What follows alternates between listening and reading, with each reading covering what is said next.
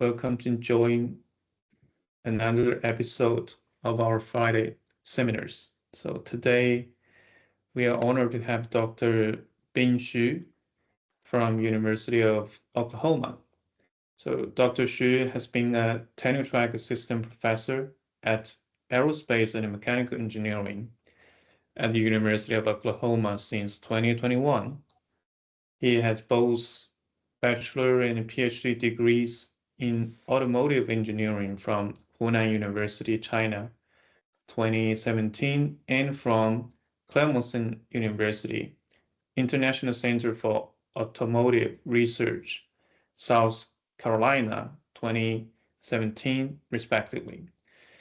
After graduation, Dr. Xu has worked as a postdoc at CU ICAR, visiting research scientist at Stanford University, and research assistant professor at CU ICAR between 2017 and 2021. His research is primarily in the field of data-driven modeling, control, and optimization in the application of vehicle electrification and automation. Dr. Xu has published over 50 journal papers, a dozen of conference papers, and has been cited more than 2,500 times in Google Scholar with a high index of 28. Wow, that's impressive. So he is currently serving as an associate editor for the Journal of SAE, International Journal of Electric Vehicles, and is a member in SAE Sustainable Mobility Committee. Today, Dr. Xu will give us a presentation on the topic of cracking the code of SAE Level 4 autonomy via hacking, end-to-end learning, and reinforcement learning. Okay, so without further ado, let's welcome Dr. Xu to start his presentation. Dr. Xu, the floor is yours. Okay, thank you. Yeah, thanks, Dr. Zhou, for inviting me to this seminar, and just honored to be, able to show my group the results, and just happy to kind of also discuss the things we are having here. So I'm the director for the OU Mobility Intelligence Lab, we call MILA, and as you can see this background picture, we have 5 cars in our fleet, and so most of them are 2025 new model.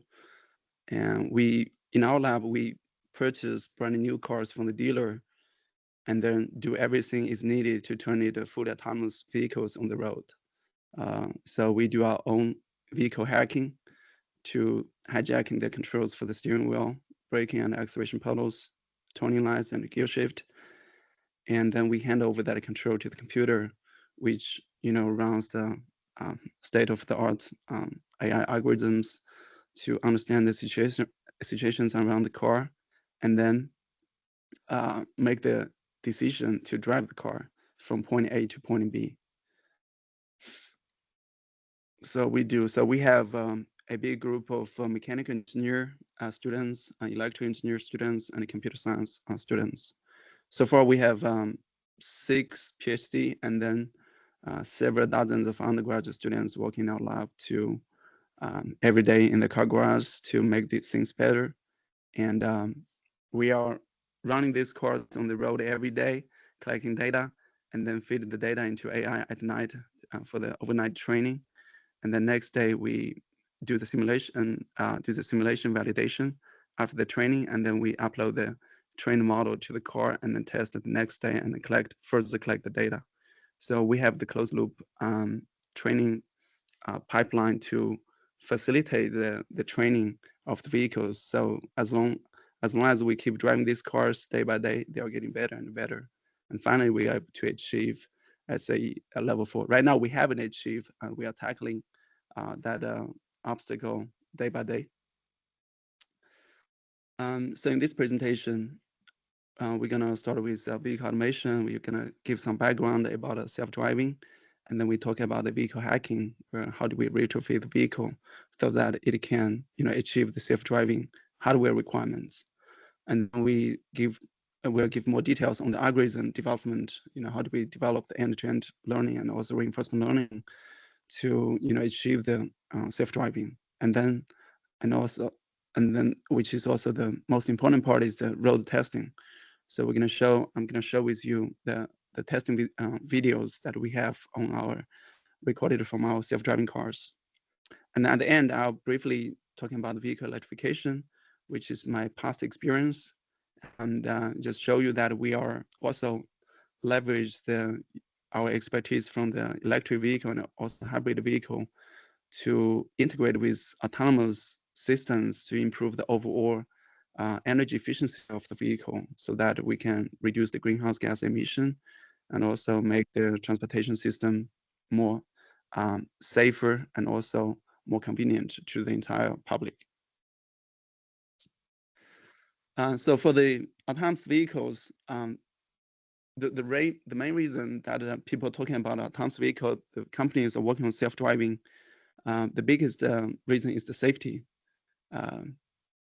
Even though sometimes nowadays when you read the news for the Google Waymo robotaxi and Tesla robotaxi, the headline is always like the accidents and also safety issues, concerns from the public. But that is because the self-driving is not a solved problem. Initially, when we started self-driving, is because it's safer by the design. But right now, we just need to polish the system to make it better and better, so that it can kind of achieve the promise of the safety than the average human driver. In the United States, based on the data from like 2020, is about 38,000 people died. Every year, these numbers fluctuates a little bit. It's almost like up and down around 40K every year.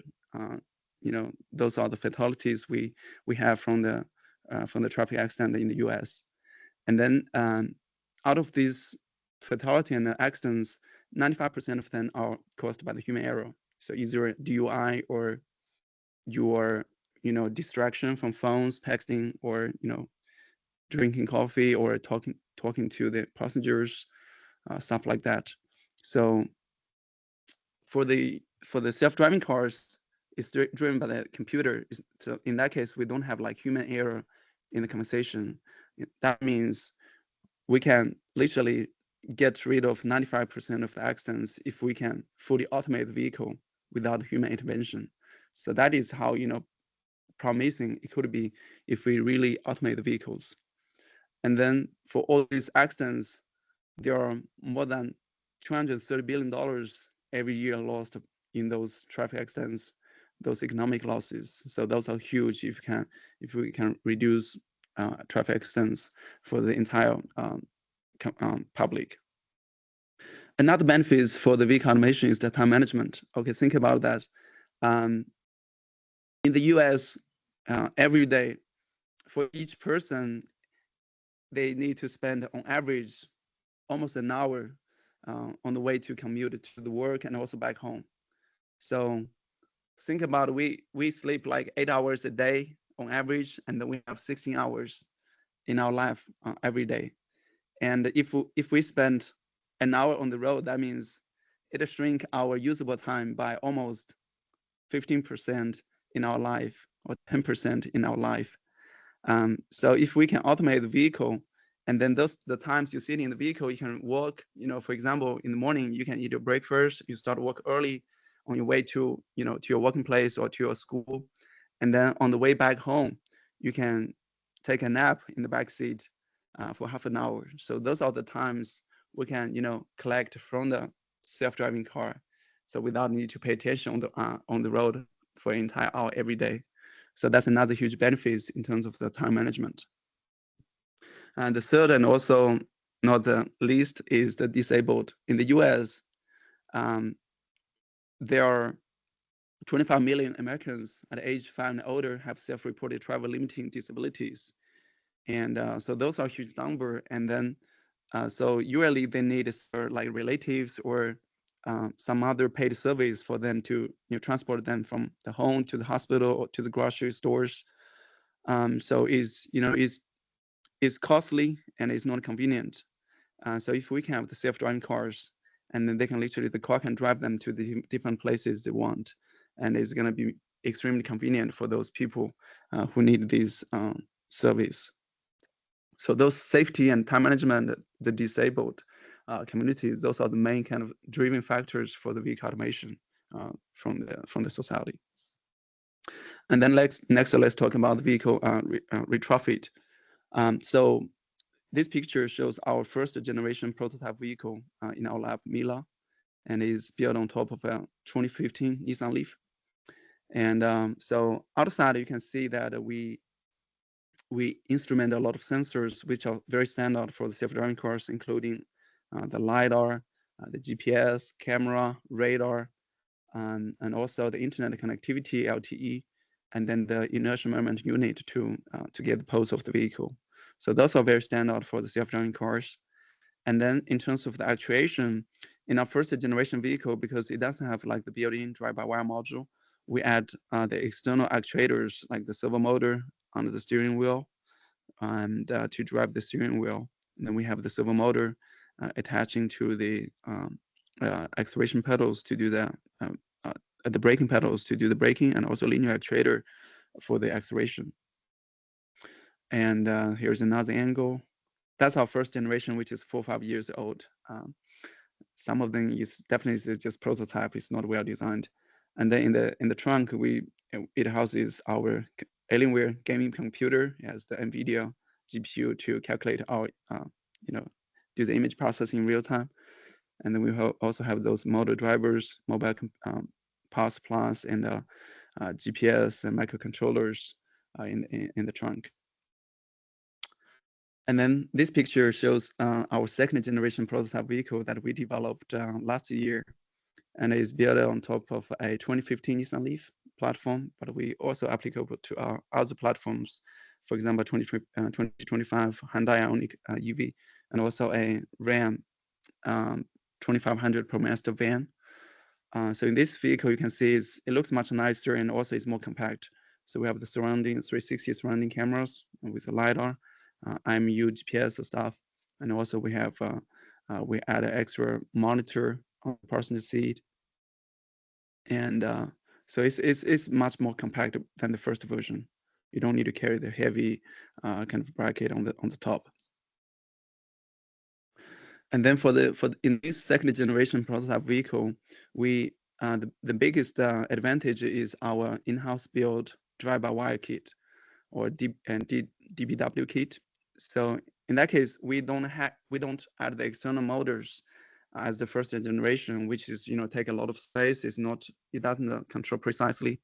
In this second generation of the prototype vehicle, we hijacking the car, steering, acceleration, braking, also turning, and also gear shifting, by inject a lot of signals to the car. And you can see those wire bundles we have in this kind of, we take apart the panel and then disconnect a lot of harness, and then we take over the control. So with this second generation of the prototype vehicle, we can control the vehicle through the game pass. So later I'm going to show you the example using the PS5 game pass. You can just bring your own game pass with Xbox, PS5, no matter which version, or even Nintendo Switch. We can pair your device with our car within a couple minutes. And then we can also control the car using the CAN communication or through the ROS2 communication. And then we also have the switch between the self-driving mode or the normal driving mode, so that we can just drive this car manually when we need, which is part of the human-machine interface. And then here I'm going to show you the videos that after we get the control of the vehicle, and then I can show you the videos that we have. So the computer, we're going to send the signals to the microcontrollers. Microcontrollers are going to tell the car, turn left, turn right.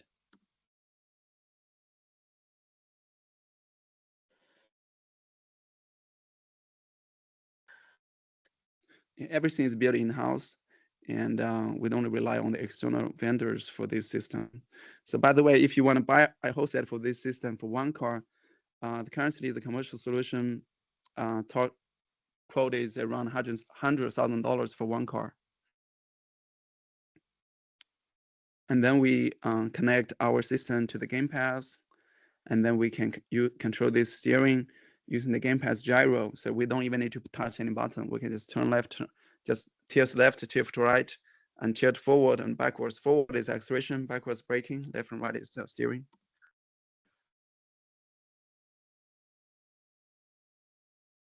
Now you can see it's quite sensitive.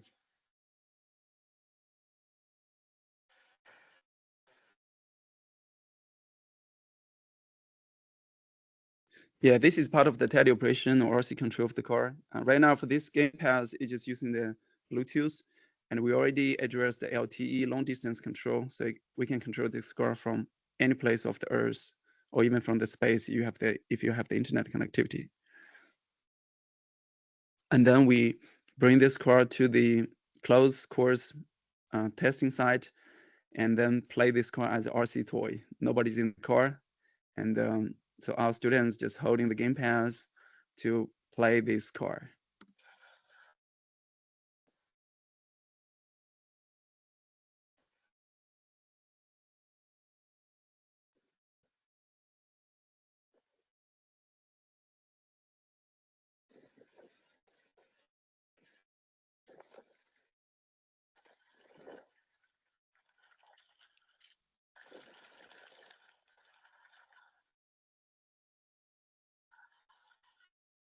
Now, our drive-by-wire system is compatible with any car on the market.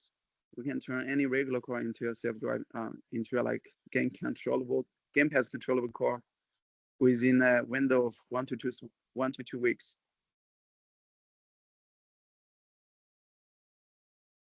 And then here's more pictures from our car garage. We can work on three cars at the same time in our garage.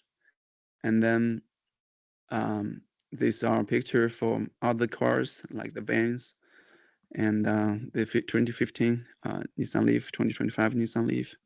And then that's the whole car fleet with the name, models, and model years for the car.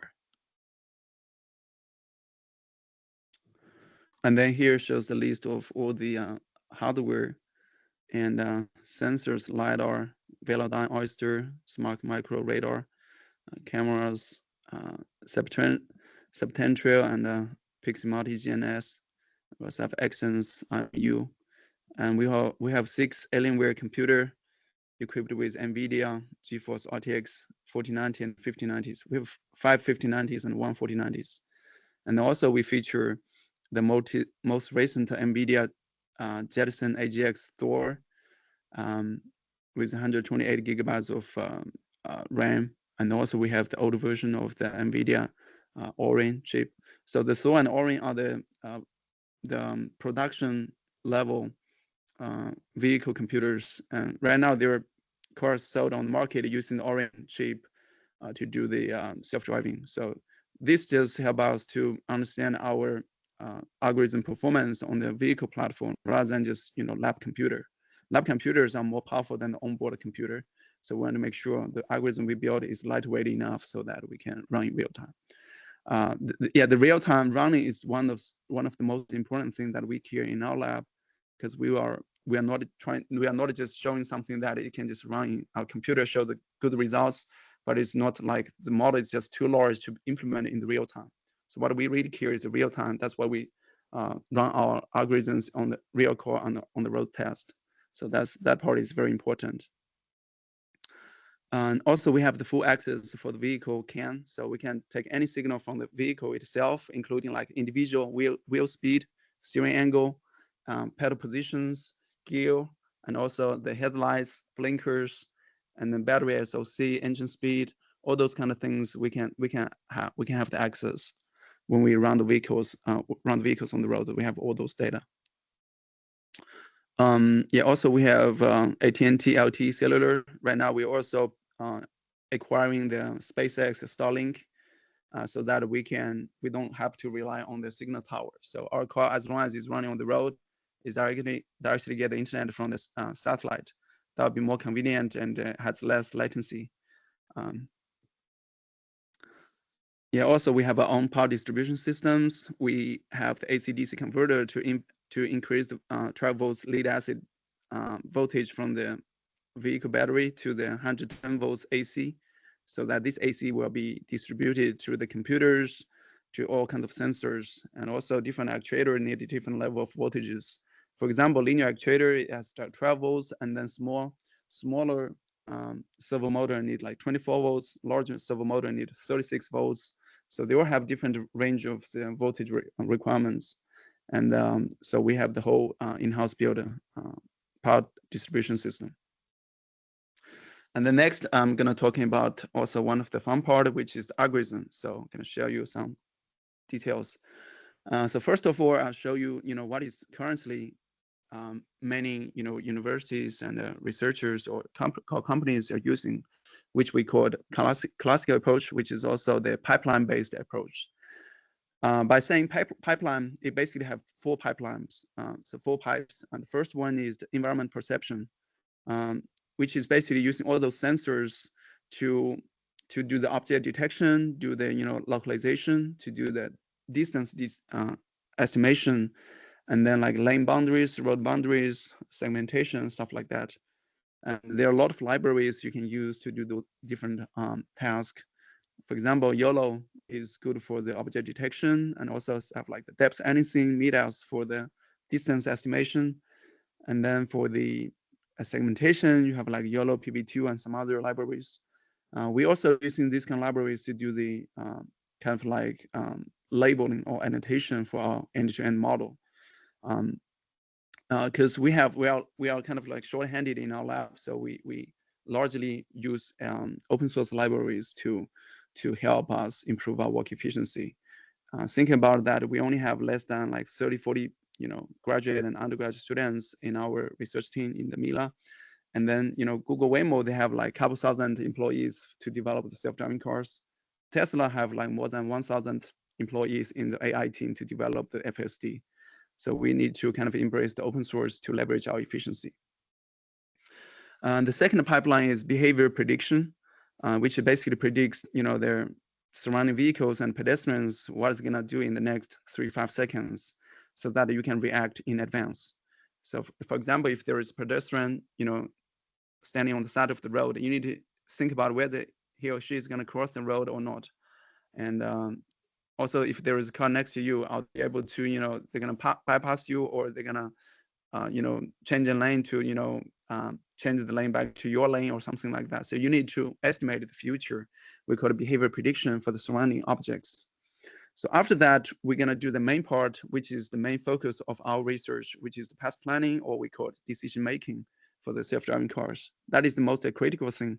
So whether self-driving car is going to have a collision or not is really determined by this module, which is path planning. So this path planning, including the trajectories for the next few seconds, and also the speed, targeted speed for the next few seconds.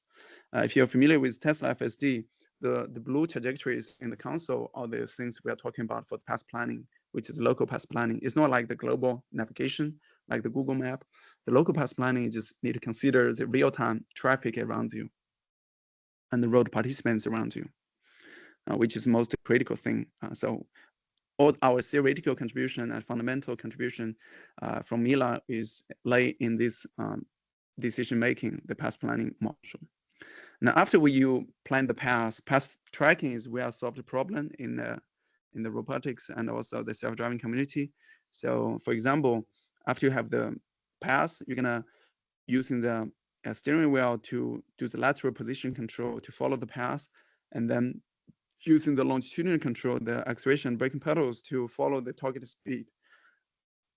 Right now, people can use model predictive control, MPID, and also some other rule-based controls to do this path tracking. In this classical method, they are just using from the raw image. They can do the bounding box for the object detection with the road surface segmentation to tell you which part is drivable, pedestrian detection with the GPS, and then we do the depth to understand the distance between you and the vehicles, and then convert everything into a bird's eye view space so that you can make path plan. And then at Mila, our main approach is end-to-end. And so by saying end-to-end is like we have the one end, which is the raw image as the input, and the other end is the the direct outputs, including the target speed, target curvature of the path, and also like waypoints, lane boundaries, stuff like that. So we don't need to do the specific object detection. So everything will be figured out by the neural networks itself. So we have the vision model and policy model. Vision model is going to output the feature buffer to the policy model to make the decision for the actions. So for this paper, we are working on the object detection, end-to-end object detection using the stop sign to do the stop sign and traffic light recognition. Is a lightweight perception enhanced end-to-end architecture. I'm not gonna give a lot of like details. So here I just show you a glimpse of the architecture we are using. So this is the vision model. You have the raw image as the input, and we have the encoder using the convolutional neural networks and also fusion. And then we have the decoder here to output the different things that we need, like the lanes, road edges, stuff like that. And then we showing the quantitative results for the stop sign traffic detection with a precision of more than 96%. And then here shows a glimpse of the on-road testing, show you that we can detect the stop sign and also the color of the traffic sign. And here we do the object detection for the pedestrian vehicle. So basically, with the raw image as inputs, we have a very deep neural networks to process that image, extract different features, and finally we are able to output, where the vehicles are, where the pedestrians are. And then here's a little bit more details about the feature enhancement module. And then we, so for each of these neural networks, we have our own independent loss functions. Depends on different tasks, we have different loss functions. And a loss function is most like one of the most important thing that you can have the control on top of the architecture of the neural networks. And here we show the results on, for our model compared with the state of art, which is the YOLO, and it shows the vehicle detection and also the vehicle detection on the different scenarios. The advantage for us, our model is lightweight and it can run in real time. YOLO is usually we just run offline to generate labels for the training. And then in this paper, we work on the path planning for the navigation by generating like waypoints. And so in this policy model, on top of the feature buffer from the vision model, we also have the navigation feature, which is basically from the 2D navigation map. For example, just like the Google map, when you do a navigation using your phone or either Apple or navigation or Google map, it will show you the path currently in a small window, like you need to turn right or turn left in next intersection. So for that, we call it 2D map. We integrated that 2D map and extract the feature and integrate it into these navigation features. And with the deep neural networks, it's going to generate something that it can combine with the vision feature from the image, raw image, dashcam image, and it's going to send over to the further policy model. And then at the end, it's going to generate the path and control. And here we show the results of this method. We show our ground truth. The ground truth is a green line, and then our dashed blue line is our results, and also the red dashed line is the state of art. And we show that with this proposed method, our results have a better alignments with the ground truth. These are the real on-road test data that we're showing using our vehicles in the OU Norman campus. Left turn, right turn. We use the reinforcement learning to kind of like learn the behavior of the human expert driver. So basically we will like the red dots is like human driver. So we will drive manually our car on the piece of road and then record those red dots with the GPS location with the map. And then we're going to feed that data into the pipeline of reinforcement learning. We call it inverse reinforcement learning, where the inverse reinforcement learning is going to understand how does human behavior do with specific 2D map or road conditions. And finally, it's going to able to mimic the human driver behavior and then generate a green path, trying to make it like as close as possible to those red dots curvature. And then these are some of the intermediate feature we can see it extract from the 2D map. So this is the ground truth 2D map. And these are the different features. So different kind of feature will pay attention to different kind of layers or different factors in this 2D map. Finally, they're gonna combine together and generate the green path that can just give you the maximum reward in terms of the reinforcement learning principle. And then we can quantify the results to see, whichever has better alignments with the expert trajectory, give you the best performance. And then after we, talking about the algorithms, then we can talk about the most fun part, which is the road testing, which is also my favorite part. So for this video, we recorded 3 years ago using our first generation of the cars. And here just show you the AEB, which is automatic emergency braking. And so what it does is it has a dash cam. It's gonna detect the person using object detection and also perceive the distance between the car and the person. We don't use radar. It's only single camera to achieve the entire emergency braking. So once it detects the person is short enough, it's gonna slam the brake. Here is the actuator connected to the servo motor, and then that's the braking pedal. That's my foot. I'm the safety driver. And also it's kind of like hard braking at the end. And at the end, you will see it almost kind of like touching the knee of the mannequin. We purchased like $30, $40 from the Amazon.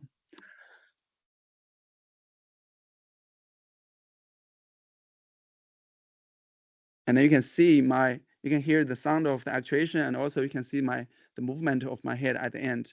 It will show you that this is also a kind of a slightly harsh braking. One more time.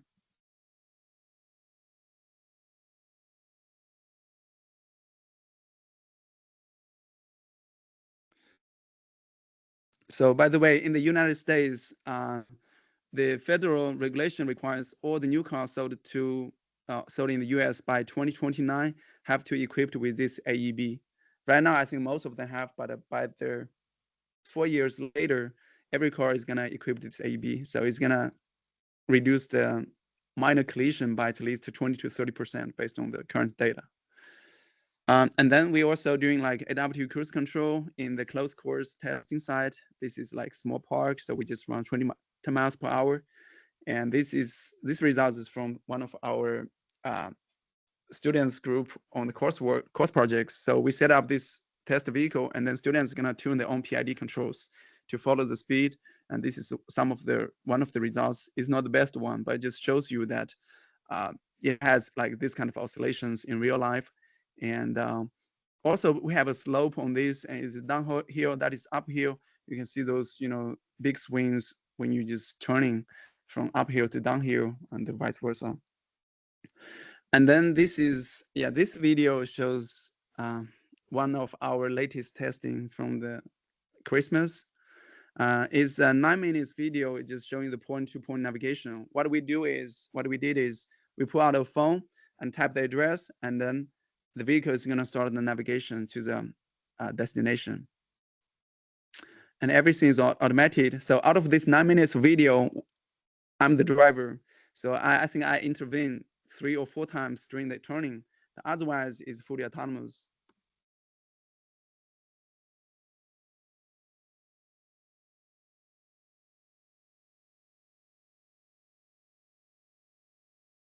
I'm gonna let me see whereas I can. By the way, the video is kind of like too much. You can also watch the full videos in our website by Googling OU Mobility Intelligence Lab. You will see the full videos that we have. So here, it shows you the off-road for the full self-driving. This is the dirt road without any concrete surface. And then this road is like, we don't have any kind of visible landmarks.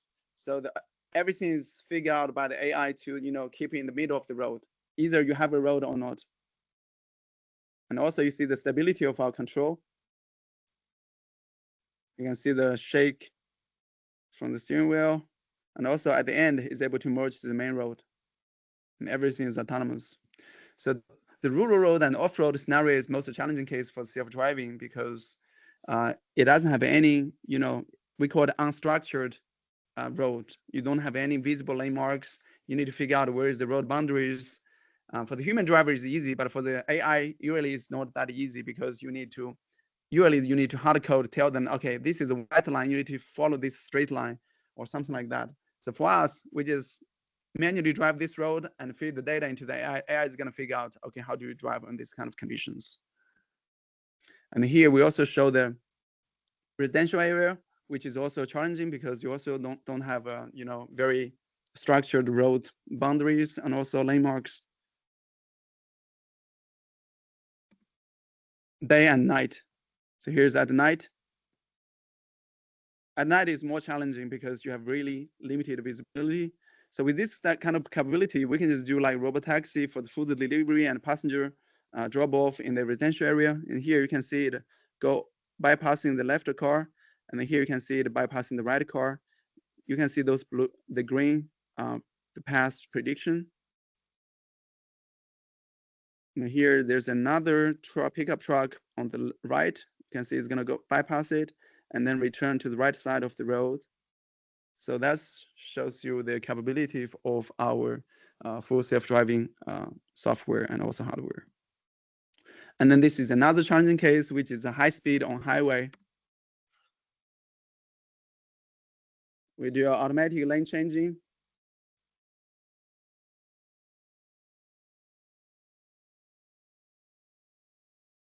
Yeah, most of these videos are recorded based on a 2025 Hyundai Ioniq 5 EV. And then here are more videos on the OU Norman campus. This is our OU football stadium, one of the iconic place at OU. It has a capacity of 90,000 seats.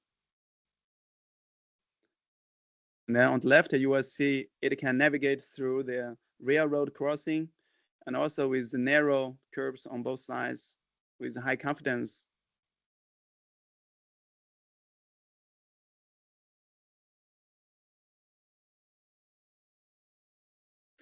Okay, and then I'm gonna briefly talk about the ongoing projects in our research. So right now we already, for the teleoperation, we already achieved 1 mile teleoperation for the Nissan Leaf vehicle at AT&T signal tower using the MQTT protocol. And right now, what we are doing is we're trying to teleoperate this vehicle via SpaceX Starlink satellite internet. We're trying to control this car from Europe and also from Asia. And I think this will be done within 2 or 3 weeks. So the main principle is we're gonna have a game pass on the controller side, either in Europe or Asia. They're gonna connect to the microcontroller, and the microcontroller is gonna have the internet connection because it have built-in Wi-Fi. It's gonna connect with the Starlink receiver. Starlink receiver is gonna send the request to the Starlink satellite A. Then satellite A is gonna send a signal to the Starlink satellite B on the other side of the Earth or the space, and then this satellite is gonna send out request to the Starlink receiver on the other side, on our side in this OU in the US, and then it's gonna send a request to the microcontroller. Microcontroller is gonna control the vehicle. So we expect the entire latency to be controlled within 100 to 200 milliseconds. So that's our goal, and we will figure out. We will post the videos later on our website within a couple weeks. Another and also the most important ongoing project is we call unsupervised navigation, point-to-point navigation. So right now we are working on unsupervised robotaxi round trip from OU Norman campus to the Oklahoma Will Rogers International Airport. And so the round trip, single trip is 23 miles, round trip is 47 miles, is about a 1 hour drive. And we're gonna do it fully unsupervised. That means we're not gonna touch anything, starting from OU to the airport and then drive back to OU Norman campus. So far, what we already achieved is right now the steering wheel is fully controlled, and we don't have to touch the steering wheel from here, from OU to the airport. We already tested on the road without any problem. Right now, we are addressing the longitudinal control in terms of the braking and acceleration pedals to handle the traffic signs, traffic lights, and pedestrians. So we are expect this to be done within a month, and we're gonna post our fresh video on our website. And yeah, you can check our website in a month to see this unsupervised robotaxi. Yeah, and then next I'm gonna briefly talk about the vehicle electrification and from my PhD and part of my postdoc work. I'm not gonna give a lot of details. So the main reason for the vehicle electrification is more of like energy efficiency, and we want to make sure that we are not heavily rely on the fossil fuel because they are limited. So we kind of migrate towards electricity, because you can generate electricity using the solar panels. For the vehicle electrification, there are all sorts of like architecture. It can go full electric or hybrid, parallel hybrid, plug-in hybrid, or fuel cell. So we have our own powertrain model, and then the dynamic equation for the acceleration, air dragging force, rolling resistance, gravitational force for the slope, and propulsion traction. Let me see. And then we are using reinforcement learning to do the power management for between the engine and the electric motor. Cost function. See the results. Yeah, we're doing like investigate different using reinforcement learning against unconventional method to see the benefits of reinforcement learning. And also we look at the engine efficiency map and also electromotor efficiency map to identify the benefits created by the reinforcement learning compared with conventional rule-based method.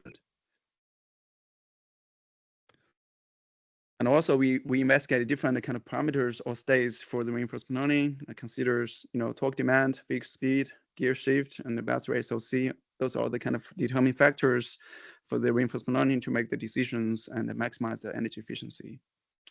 We also working on the heavy duty long haul like Class 8 truck electrification by implement we called waste heat recovery or organic ranking cycle. So because as you can see, most of the vehicles, they only have 40 or 45% of the efficiency for the heavy duty truck. And then the remaining of the energy are mainly released to the ambient through the heat. So what we're trying to do is build a small power plant and to harvest exhaust heat and generate electricity from those. And then using the exhaust gas to kind of vaporize the either water or ethanol, and then with high pressure vapor, it's going to push the turbine, generate electricity, and then we can use that electricity to power the accessories of the cars, or just even generate as a mechanical propulsion to the crankshaft. And then we tested this. This is an industry-sponsored project. It's sponsored by the Borg Warner, which are the second largest turbocharger suppliers around the globe. And so at a university, we help them to test the equipment in our AVL AC dyno. And so this is the 13-liter Navistar engine. That's the exhaust, and that's the power plant we built to harvest energy. And then this is the whole control and the state acquisition systems. We calibrate the engine ECU. We also using the DSpace micro box to execute our control algorithms to the micro power plants. This is the model I built in my PhD. I basically spent 3 or 4 years to build this one by one. This is just a diagram. So each model you can just double click, and then we have the S function, integrate all the mathematics. For example, the most important thing is the evaporator, where it has the phase change. So it's gonna evaporate from the liquid to the two-phase to the vapor phase. We calculate different heat transfer coefficient in each phase and calculate the boundary movement for each phase. We validate each of these components using the experiment data, valves. And then we also build a reduced order model to do the control-oriented model, the control model-based controls using MPC and some other methods. This is the way of the model reduction process.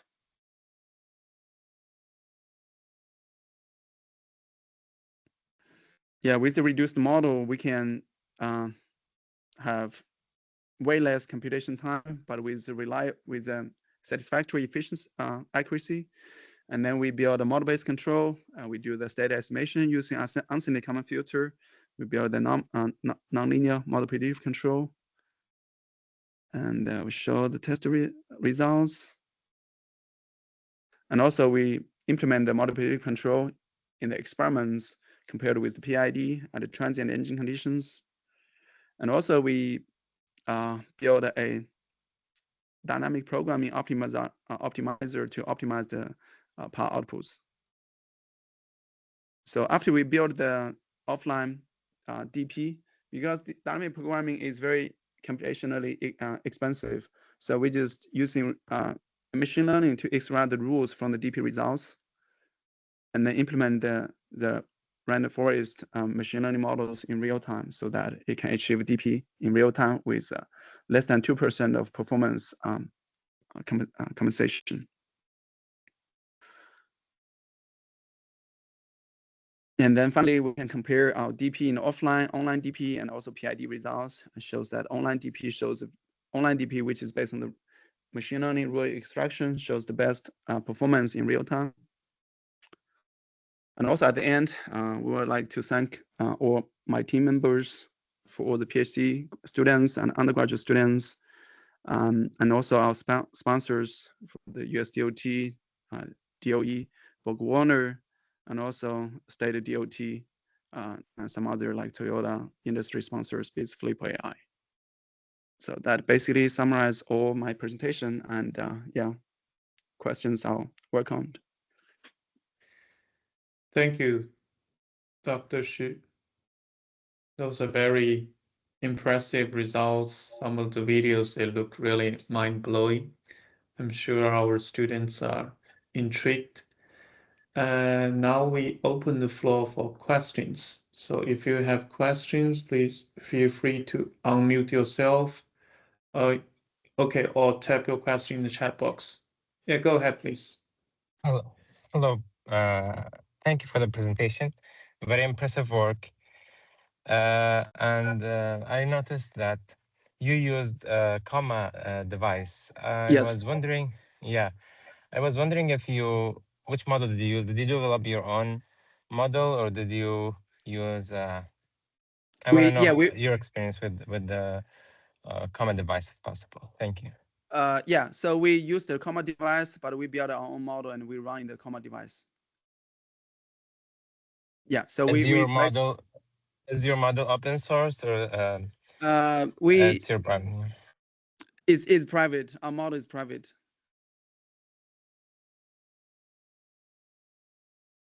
All right, thank you. What did you fix through your model, if you don't mind sharing that?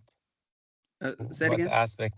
What aspects did you fix in your model based on Sunny pilot model, or like the original experimental mode? I want to know what are the aspects or the things you fixed or like changed the most. So basically, for the open pilot model, they are mainly because they're built for the lane keeping. It's not built for the navigation, as you may know. And so our main change is on the navigation part. So we want to navigate, and then to do the, for example, intersection, turning, and then also pedestrian, surrounding vehicle detection, and then reaction. Yeah, most of our work is like their navigation module for the steering wheel, and also add the longitudinal control. Open pilot, they only do lateral.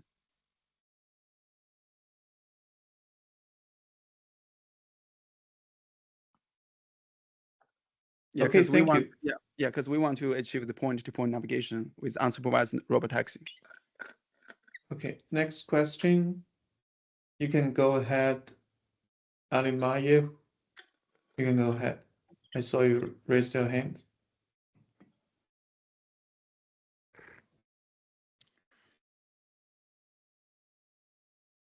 Jesus, you can go ahead if you have question.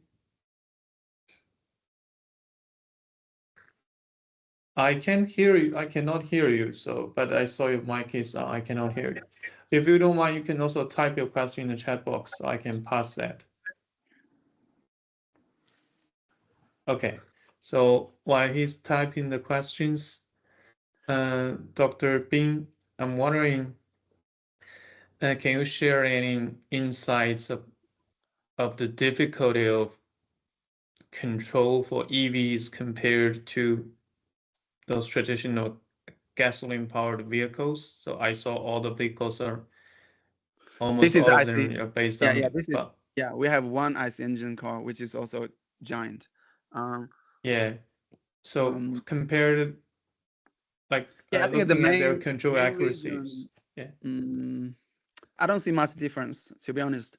Also, the main thing that, for example, for our end-to-end module, the main output for us is the path planning, the planned path, and also the speed. So, which is path planning. So once we have that, and then we do the path tracking by just convert that path and the speed to the steering angle, acceleration, braking pedal positions. Different cars, have different, design for the, for example, steering wheel ratio, and also the response for the acceleration and braking.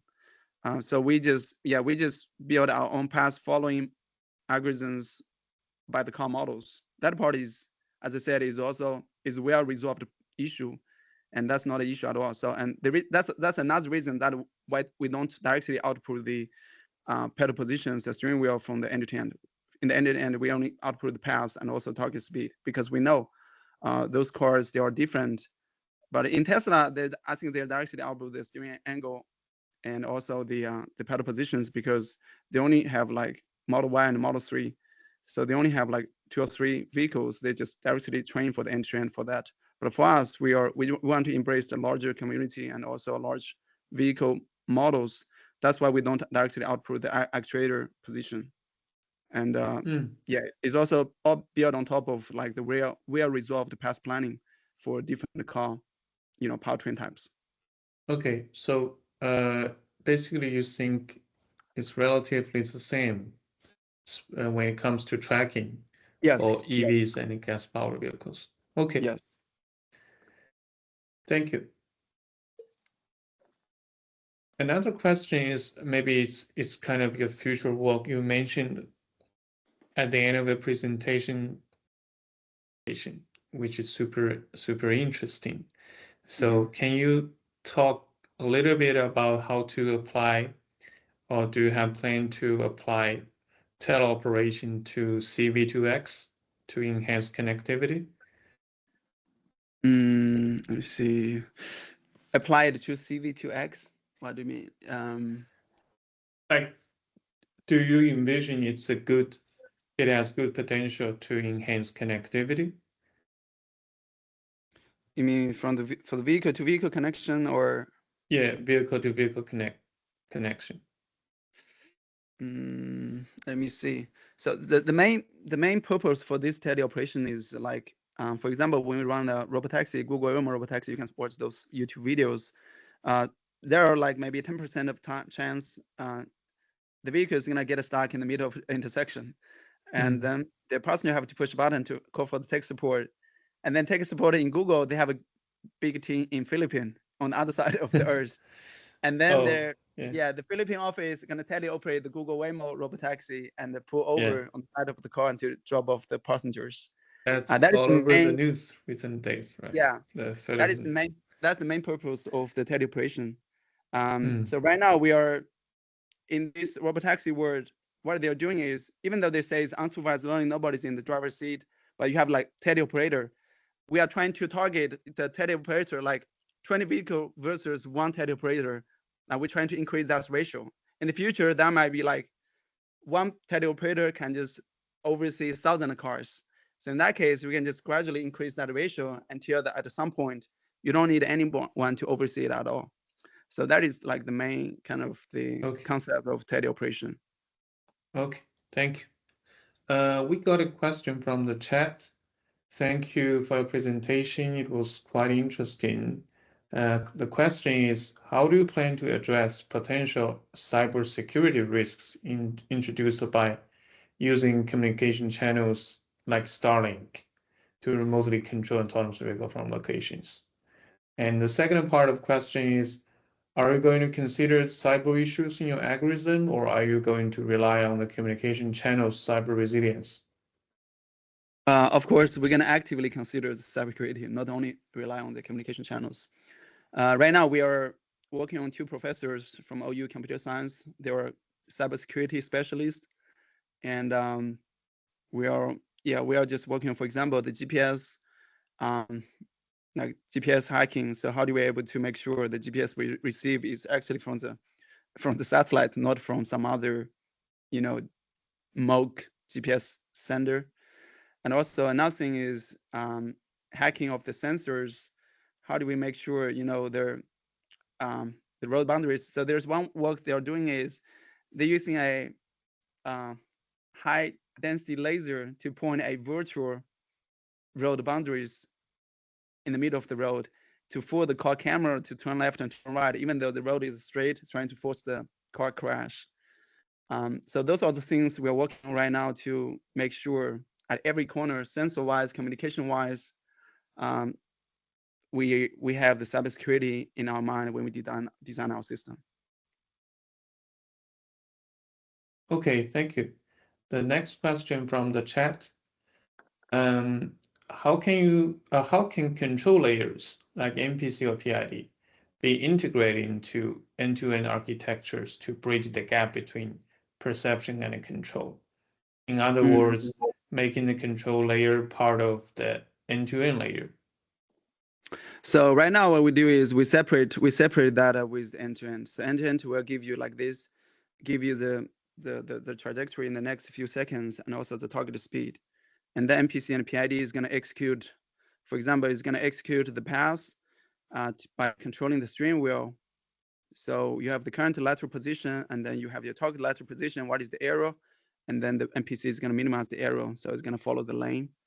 And then for the longitudinal, we have the target speed. So we're going to have control output the acceleration braking pedals by correcting your current vehicle speed against the target speed from the path planning. And as I said, those problems were resolved, and there are tons of publications in that area, and we don't see any issues with that. And you can see there are videos. You can also see the videos that I played in our website.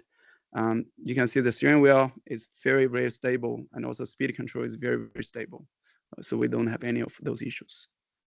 Okay.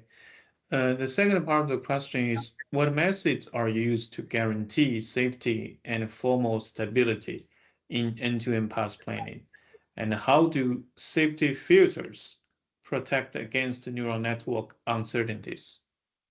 So that's always a issue for a debate.